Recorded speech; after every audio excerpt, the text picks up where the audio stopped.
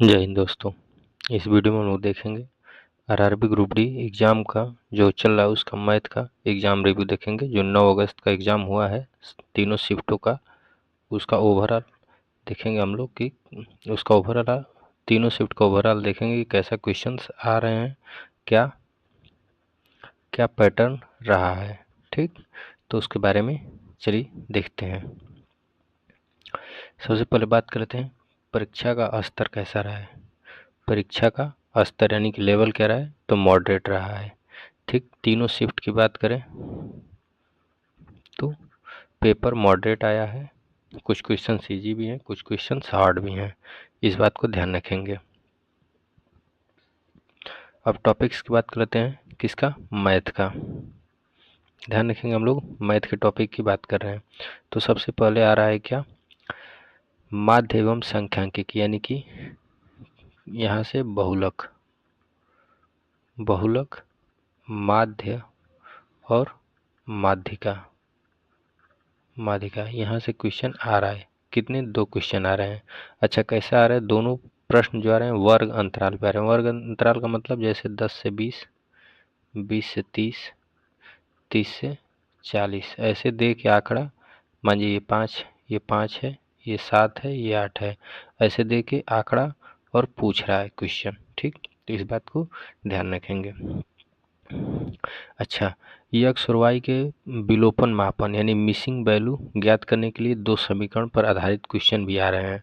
इस बात को ध्यान रखेंगे। जैसे कि दे रहा है कि 5x + 2y = 8। अब इसमें से x या y का मान पूछ दे रहा है, चाहे कहीं पे मिसिंग करके पूछ दे रहा है, चाहे ऐसे भी डिविजिबिलिटी रूल में भी इसका आ जा रहा है कि 26y 27 3, ये 3 से विभाज्य है तो y की वैल्यू बताइए। ठीक, तो ऐसे भी क्वेश्चन आ रहे हैं। फिर अगला है, कहाँ से आ रहा है, तो अगला आ रहा है आपका महत्तम समापवर्तक लघु लघु समापवर्तनी एलसीएम एचसीएफ से क्वेश्चन आ रहा है। कितने क्वेश्चन, 2 क्वेश्चन आ रहे हैं, इस बात को ध्यान रखेंगे। जैसे में कैसे आ रहा है क्वेश्चन कि 4 संख्याओं का एचसीएफ ज्ञात करना। जैसे 4 संख्याएं दे दिया है, जैसे 216, 312, ठीक, 512, फिर 410। अब इसका एचसीएफ पूछ दे रहा है। ठीक, तो ऐसे आ रहा है। अच्छा, एक आ रहा है आपका एलसीएम और एचसीएफ का जो सूत्र पे आधारित प्रश्न है, ठीक उस पे आ रहा है। ठीक ना, जो फार्मूला होता है कि एलसीएम एलसीएम गुणते एचसीएफ, एचसीएफ और एलसीएम बराबर पहली संख्या गुणे दूसरी संख्या। ठीक, तो ये ऐसे क्वेश्चन आ रहे हैं डायरेक्टली फार्मूला बेस्ड, इस बात को ध्यान रखेंगे। फिर एक क्वेश्चन आ रहा है बार ग्राफ से, बार ग्राफ से ये आ रहा है, या डीआई कर लीजिए जैसे भी, लेकिन एक बार ग्राफ से आ रहा है। ये पहले नहीं आता था, लेकिन जो 9 तारीख से सेकंड चरण स्टार्ट हुआ है तब से इसका वेटेज बढ़ गया, यानी कि एक बार ग्राफ से क्वेश्चन आ रहा है। महीनों का डेटा का अंतर दे रहा है, ज्ञात करने पर आधारित सीधा प्रश्न पूछ रहा है। फिर अगला है क्षेत्रमिति, यानी कि मेंसुरेशन से 3D से क्वेश्चन, कितने, 2 क्वेश्चन आ जा रहे हैं।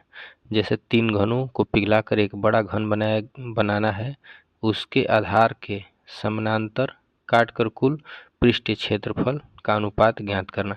जैसे सीधी बात है, कह रहा है कि एक घन है, ठीक, एक घन है, ये बड़ा वाला घन, इसको पिघला के क्या किया जा रहा है कि 3 छोटे घनों में, ठीक ना, 3 छोटे घनों में इसको बनाया जा रहा है।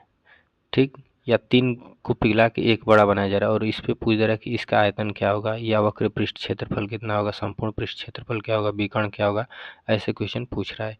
फिर वर्गाकार आधार वाले घनाभ पे आ रहा है, घनाभ क्यूबाइड पे, घन और घनाभ, ये 3D क्या है, हमने कहा भी था कि घन और घनाभ के सारे फार्मूले देख के जाइए।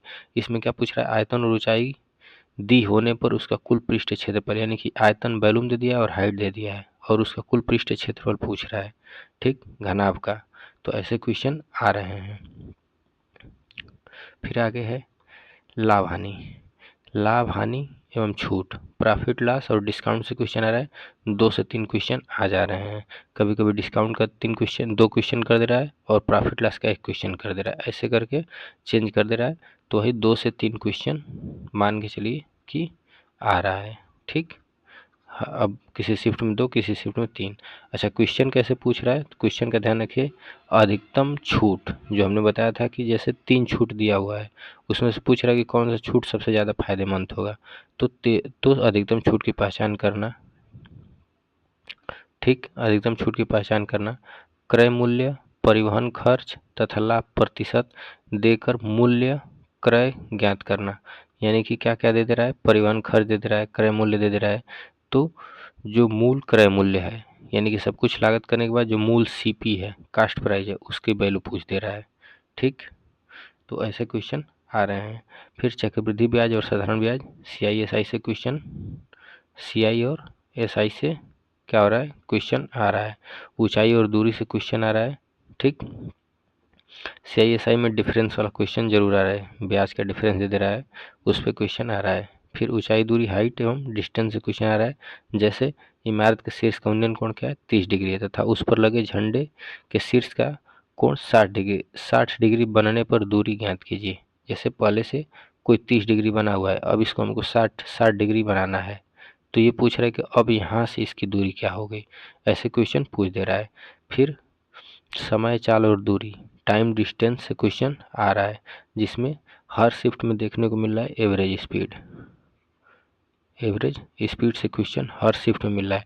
और दूसरा ट्रेन, ट्रेन में कैसे, एक ट्रेन इधर से आ रही है, एक ट्रेन इधर से आ रही है, दोनों एक दूसरे को कब कितने समय में क्रॉस करेंगी या पास करेंगी।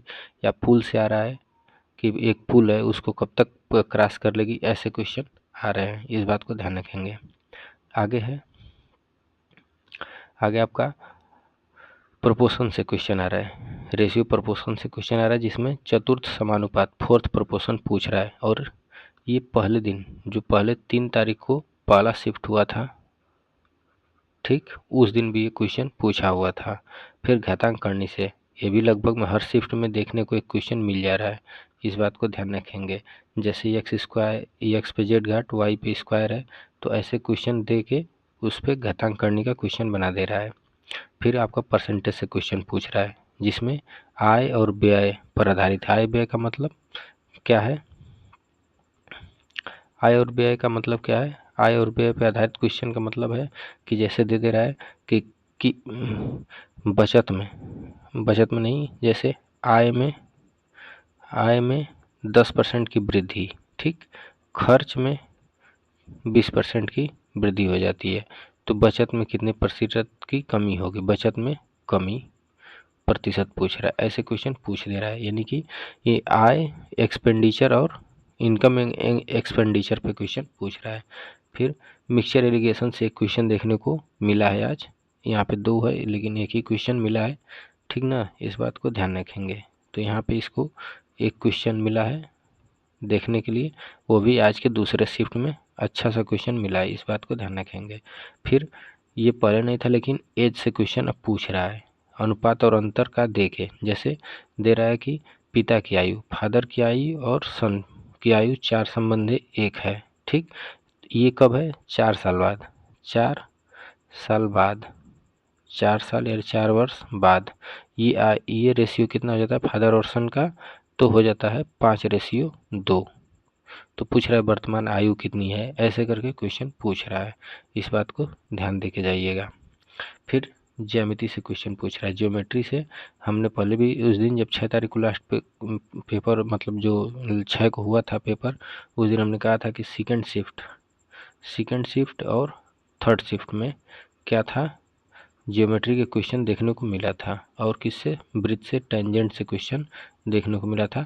तो वहाँ पे पूछ रहा है 2 समांतर रेखाओं को तिर्यक रेखा द्वारा काटने पर बने कोणों पर आधारित क्वेश्चन पूछ रहा है। जैसे 2 समांतर रेखा है, ठीक, ये 2 समांतर रेखा है, और जब ये कट कर रहा है, ऐसे कट कर रहा है, तो इससे आधारित क्वेश्चन बना के दे रहा है कि ये एंगल चाहिए, एंगल कुछ भी ऐसे बना के दे रहा है, तो इस बात को ध्यान दे के जाएंगे।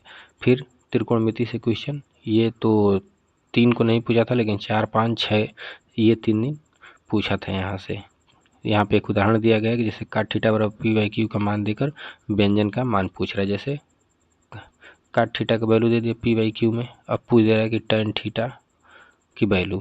अब इसमें कुछ ऐसे भी दे रहा है कि tan theta plus sec theta बराबर 3, तो पूछ दे रहा है ऐसे वैल्यू दे के, या ऐसे भी पूछ दे रहा है कि इसका मान क्या होगा।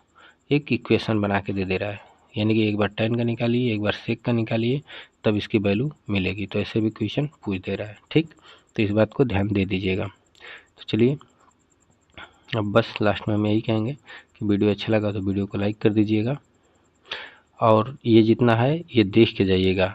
और सबसे बड़ी दिक्कत क्या है कि फार्मूला मेंसुरेशन का सब देख के जाइए, त्रिकोणमिति का फार्मूला, ठीक ना,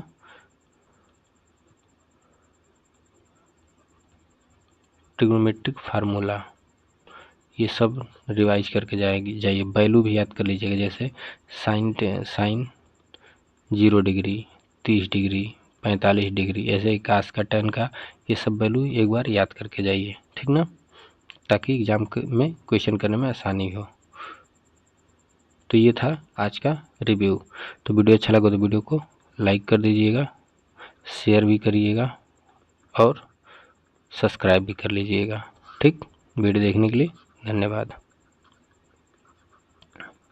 मिलते हैं नेक्स्ट वीडियो में।